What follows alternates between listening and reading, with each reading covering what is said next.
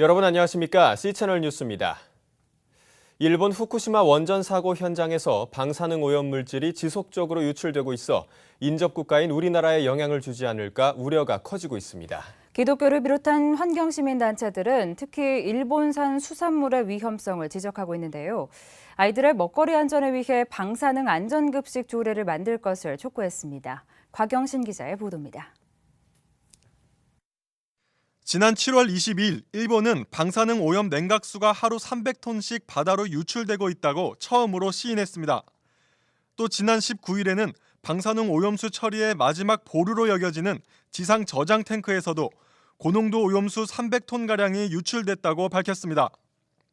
이에 따라 일본 원자력 규제위원회는 방사능 오염수 누출에 대한 사고 등급을 1등급에서 중대한 이상을 뜻하는 3등급으로 상향 조정했습니다. 실제로 유출 사고 이후 원전 주변 바닷물의 방사능 오염도는 이전보다 8배에서 18배가 증가한 것으로 알려졌습니다. 이처럼 일본의 방사능 유출 사태가 심각해지자 국내에서도 일본산 수산물의 안정성에 의문을 제기하는 목소리가 높아지고 있습니다.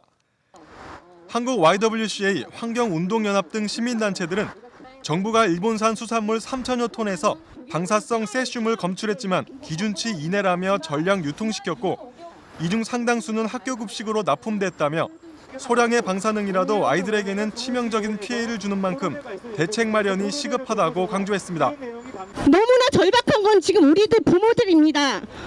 아이들이 몇십 년 후에 질병과 암과 시달린다면 저희 아이들을 볼 낯이 없습니다. 단체는 전국 지방자치단체 중 방사능 측정기를 보유하고 식품 방사능 검사를 실시하는 곳은 서울, 경남, 광주, 부산, 인천 등 5곳에 불과하다고 밝혔습니다. 또 전국 교육청 중에서는 서울, 경기, 충북, 제주 등 4곳만이 학교 급식의 식품 방사능 검사를 하고 나머지 13개 교육청은 관련 장비나 검사 인력조차 없다며 당국의 안일한 대응을 비판했습니다. 광역교육청 자체적으로 식품 방사능 검사를 실시하는 곳은 경기도 교육청, 서울시 교육청, 나머지 13개 광역교육청은 식품 방사능 검사를 실시하고 있지 않으며 세부적인 계획도 수립하지 않은 상태다. 단체는 각 지자체가 학교 급식에 대해 방사능 검사를 실시하고 방사성 물질이 검출되면 즉시 해당 식재료 사용을 중단하는 조례를 제정할 것을 촉구했습니다. 또 시민들이 참여하는 방사능 감시위원회를 설치하고 방사능 관련 정보를 투명하게 공개할 것도 함께 요청했습니다. 학교 급식에 사용되는 식재료에 대해 정기 및 수시로 방사능 물질의 검사를 실시하라. 실시하라. 한편 한국과 일본의 기독 청소년들이 후쿠시마 원전 사고의 위험과 아픔을 되새기고 탈핵을 다짐하는 행사도 열렸습니다. 한일 YWCA 청소년 협의회에 참석한 학생 30여 명은 후쿠시마를 통해 배운 핵의 위험성과 부정의함을 주변에 적극 알리고 탈핵과 에너지 정의를 실현하기 위해 노력하겠다는 내용의 공동 성명을 발표했습니다. 이들은 핵 없는 사회를 만들기 위해 서로 지속적으로 협력하고 연대해 나갈 것도 다짐했습니다.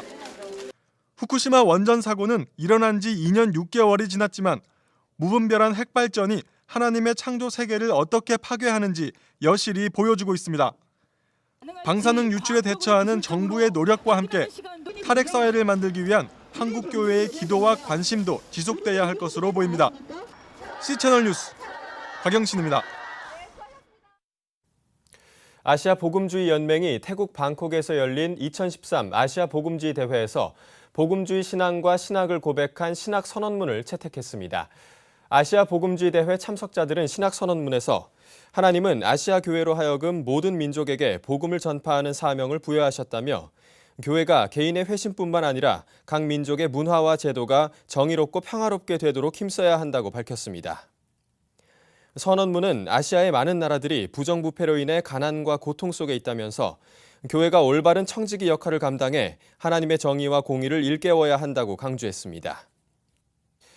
아시아 복음주의 교회 지도자들이 한자리에 모여 이처럼 신학 선언문을 채택한 것은 2000년대 들어 처음인 것으로 전해졌습니다. 한편 이번 대회에는 한국과 태국, 인도, 일본, 방글라데시 등 아시아 13개 나라 복음주의 교회 지도자와 신학자 30여 명이 참가해 성경 연구와 주제별 발표를 진행했습니다.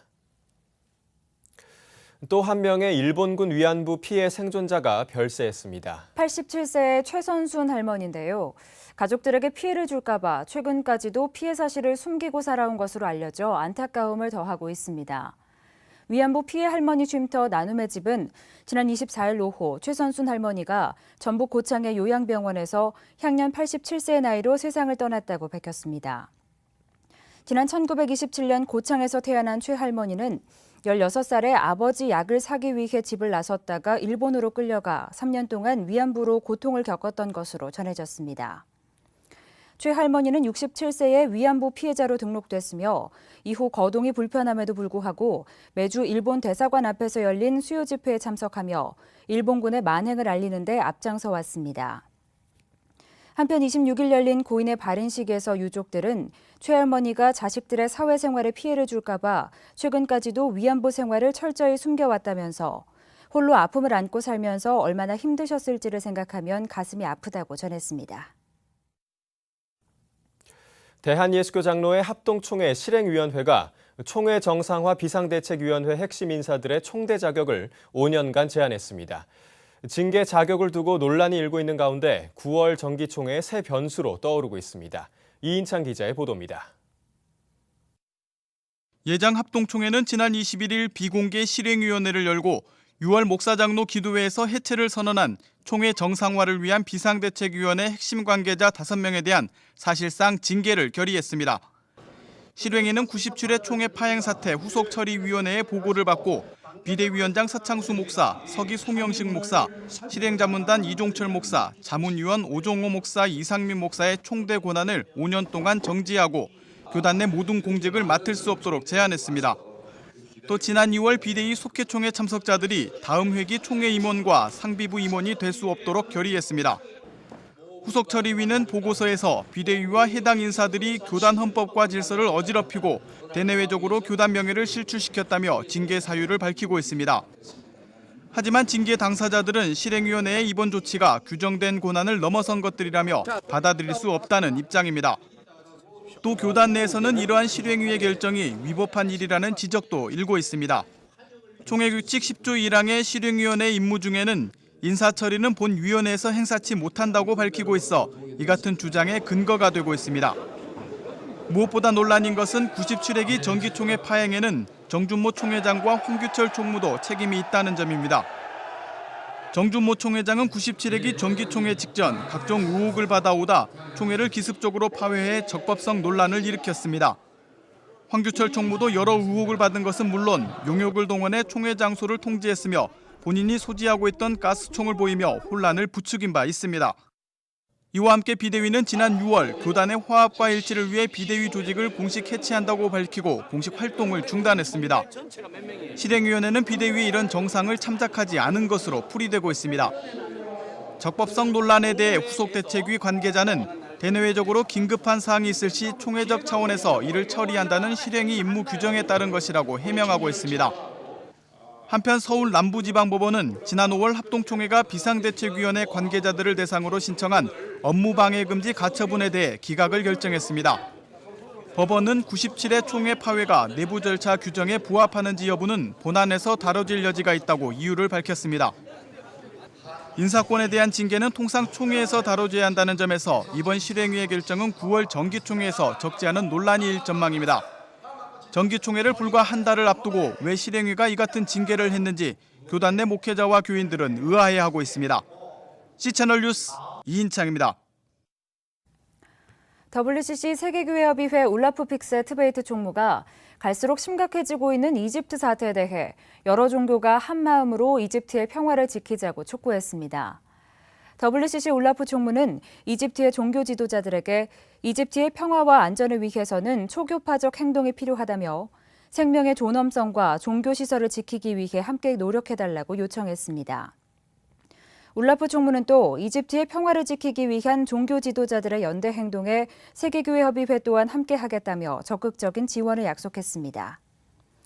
한편 이집트 기독교와 무슬림 지도자 연합단체인 이집션 패밀리 홈은 지난 15일 성명을 발표하고 테러리즘으로부터 종교의 신성함을 지켜내겠다며 수많은 사람들의 목숨을 빼앗고 교회와 모스크를 파괴하는 테러리즘에 적극적으로 대응하겠다는 뜻을 밝힌 바 있습니다. 사랑의 교회 고 오카는 목사의 3주기 추모 예배가 다음 달 2일 사랑의 교회 안성 수양관에서 열릴 예정입니다. 음보 오카는 목사 기념사업회는 한 사람을 온전한 그리스도의 제자로 세우기 위해 평생을 바치신 오카는 목사의 3주기 추모 예배가 다음 달 2일 열릴 예정이라며 성도들의 참여와 기도를 요청했습니다. 추모 예배에서는 영안 침례교회 박정근 목사가 설교를 전할 예정이며 기념사업회는 이번 추모 예배부터 음보상을 제정해 시상할 예정입니다. 한편 제1회 음보상은 제자 훈련을 통해 건강한 교회를 세우고자 노력하는 현장 목회자들을 격려하고 한국교회 일치와 갱신, 성숙을 위한 학문적 연구 활동을 활성화하기 위해 마련됐으며 목회와 학술 두 부문에 걸쳐 시상할 계획입니다. 무려 2076일 동안 지속됐던 재능교육 비정규직 노동자들의 농성이 노사 간의 극적인 협상 타결로 마무리됐습니다. 노사 양측은 해고자 전원 복직과 단체 협약 원상 복구에 대해 잠정 합의한 것으로 전해졌습니다. 전국학습지 산업노조 재능교육지부는 지난 25일 조합원 총회를 열고 사측과 마련한 잠정 합의안을 찬반 투표를 거쳐 통과시킨 것으로 전해졌습니다. 노조 지부는 26일 발표한 입장문에서 6년이라는 긴 시간 동안 많은 희생을 하며 투쟁한 결과이기에 아쉽고 미련이 남는다면서 이제 해고 노동자들의 삶을 재건하고 이러한 일이 재발되지 않도록 하는 일을 시작해야 한다고 밝혔습니다. 노사 양측은 지난 2008년 10월 31일자로 중단된 단체 협약을 원상 회복시켜 올해 12월 31일까지 체결하기로 합의했으며 지난해 1월 사망한 이지현 조합원을 포함한 해고자 12명 전원을 복직시키기로 합의한 것으로 전해졌습니다. 또 종로구 해화동 성당 종탑에서 고공농성을 벌이던 오수영 여민희 조합원은 노사 합의에 따라 202일의 농성을 마치고 종탑에서 내려왔습니다. 한편 한국기독교교회협의회와 기독교 시민단체들은 지난 2011년 재능노조 사태에 대한 별도의 대책위원회를 구성하고 노사 간 대화와 협상을 위해 노력해왔습니다. 이 밖의 뉴스와 날씨를 전해드립니다. WCC 제10차 총회를 준비하고 있는 한국준비위원회가 오는 27일 부산 산성교회에서 집행위원회를 개최합니다. 집행위원회는 총회 준비 사항을 점검하고 부산준비위원회와의 공조사항을 논의할 예정입니다. 사단법인 한국교회연합이 지난 23일 자살자 문제에 대한 관심을 촉구하기 위해 생명사랑 밤길 걷기 대회에 참가했습니다. 박익은 대표회장 등 한교연 관계자들은 안산 구로문교회 중고등부 학생들과 10km를 함께 걸었습니다. 한국복음주의협의회가 9월 13일 최봉성 목사님의 순교신앙을 기리며를 주제로 원리발표회를 갖습니다. 영동포교회 방지일 원로 목사가 최봉성 목사를 만났던 경험을 소개하고 총신대 박용규 교수가 최봉성 목사의 한국 교회사적 의미에 대해 평가합니다. 대한약사회 사랑의 의약품 나눔본부가 10여 개 제약회사로부터 기탁받은 사랑의 의약품을 한국구세군에 전달하기로 했습니다. 의약품은 약 1억 2천만 원 상당으로 구세군 복지재단은 국내외 사회복지시설과 저소득 가정에 전달할 계획입니다. 날씨입니다. 처서가 지나면서 가을이 오고 있는데요. 아침 저녁으로는 선선한 바람이 불고 있습니다. 하지만 한낮 더위는 아직 기승입니다. 수요일까지는 불볕더위가 이어지겠습니다. 아침 기온은 대전, 춘천 20도를 기록하겠습니다. 낮 최고 기온은 서울 30도, 부산 31도까지 오르겠습니다. 바다의 물결은 모든 바다에서 0.5에서 2m로 일겠습니다. 주간 날씨입니다. 더위는 수요일까지 이어지다 목요일쯤 전국에 비가 한 차례 내리면서 한풀 꺾이겠습니다. 비가 그친 뒤에는 초가을 날씨가 찾아올 것으로 보입니다. 뉴스를 마칩니다. 시청해주신 여러분 고맙습니다.